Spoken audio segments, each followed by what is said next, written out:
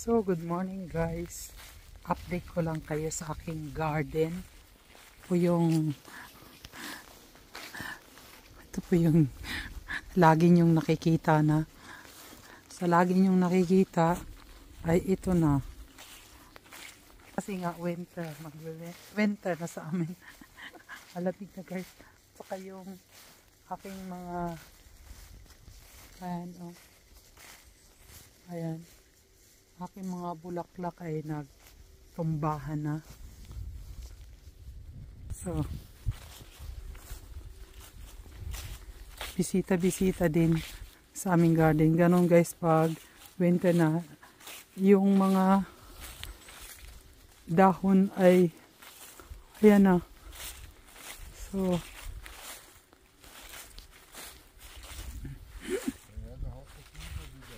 was? Ay naku, kita mo na lang yung biba. Die hat schon wieder angefangen. May. Ang malaki naming puno guys ay inumpisahan na naman. Buti takita kagad ni Hubi. At nilagyan kaagad nito para hindi nila makagat. Kita mo na lang yung pinagagawaan nila. Kaya binibisita namin guys yung garden namin. Kahit winter na. Ay kakainin kasi nila yan eh. Dahintin ano. Ito pa rin. Ayan pa rin kinakagat-kagat.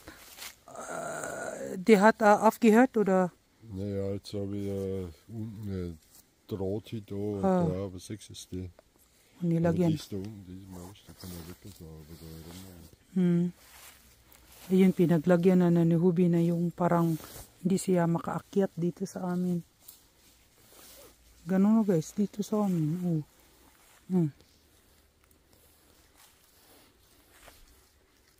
So, umaga pa lang dito guys sa amin. Kaya, it's okay, isnik from there. Kaya, binibisita rin namin yung sitwasyon dito sa garden. Tulad nga pala yung sinabi ko na gusto talaga ni Hubi na dito kami magpatayo ng bahay para dito na lang daw kami. Ayan ang ayaw ko talaga guys kasi alam mo, iba talaga yung doon sa bahay namin dahil meron kang dry dito, puro basa. Maganda rin sana dito kasi kasama ko yung aking garden. Pero may garden din naman ako doon sa bahay. Yung kahit ganun lang yung aking balkon ay nakakatanim din naman ako. Kaya ayaw ko talaga. Kaya ayun, mabuti naman at nagpa-okay na si Hubi na hindi na kami dito magtayo ng bahay. Kasi doon talaga ang gusto ko. Luma man ang bahay namin doon at ilang years na yon, more than 100 years, pero maganda ang pakiramdam ko doon.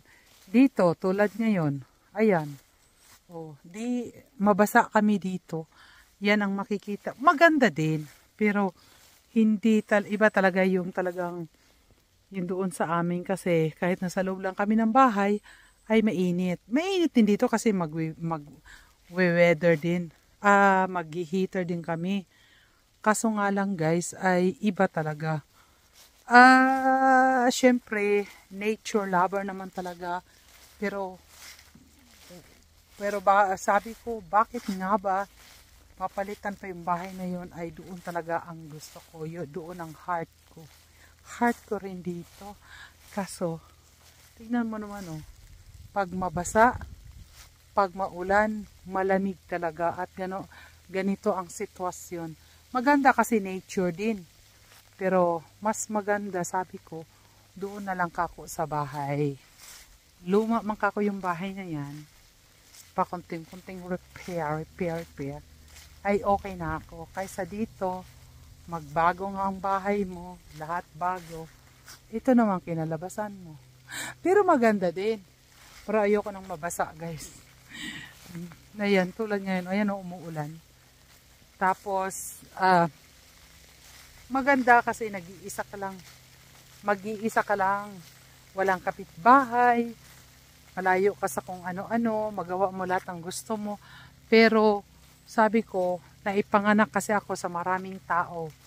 Kaya magdikit-dikit man yung bahay natin dyan sa atin, ay okay lang ako kasi hindi ko ma-feel yung nag-iisa. Mahirap kaya yung nag-iisa.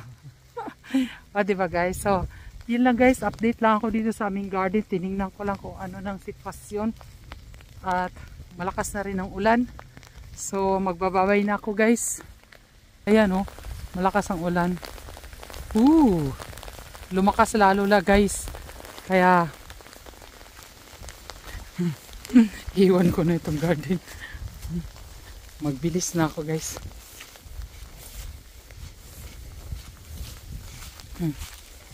Ayun. So, sara na natin. Dali na. Para uwi na tayo sa bahay. So, nabasa nga ako guys.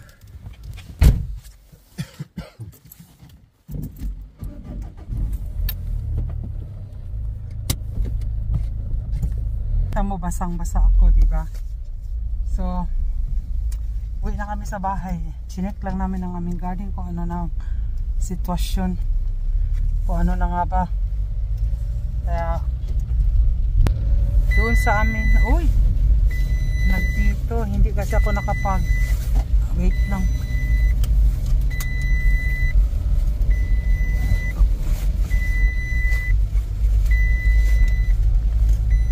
Ayan, huminto na siya.